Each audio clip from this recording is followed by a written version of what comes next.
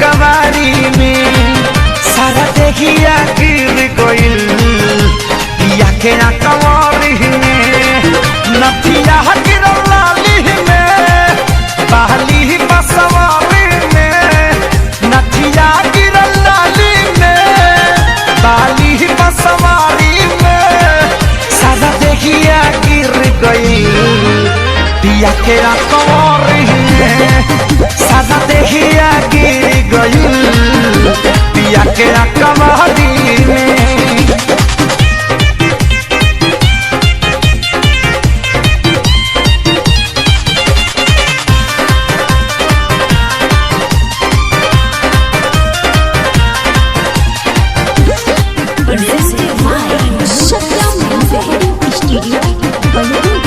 नहीं होश में हम तारहनी बतिया के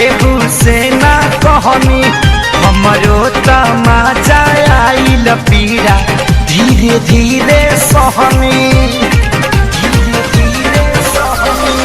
नहीं होश में हम तारहनी बतिया के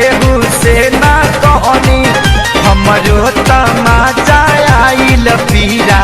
धीरे धीरे सहनी हम पड़नी लाचारी में मसूरिया के धारी में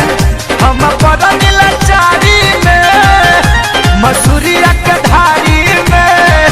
सादा देखिया गिर गइल पिया के कवारी में सादा देखिया गिर गइल पिया के कवारी में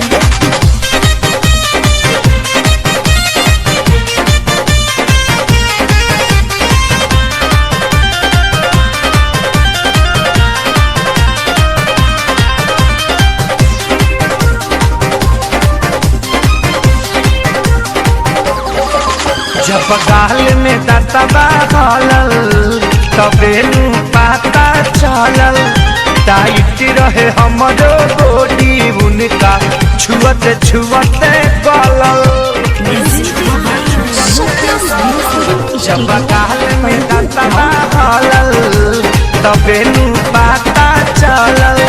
टाइट रहे हमरो बॉडी उनका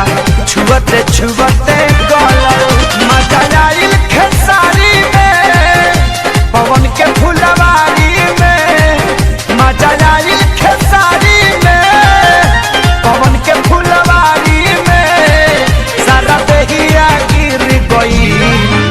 सैया के कवारी में सारा देहिया गिर गई पलम के कवारी में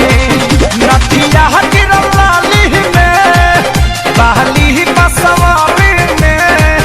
नथिया गिरल लाली में बहली बसवारी में सादा देखिया गिर गई पिया के कवारी में सादा देखिया गिर गई पिया के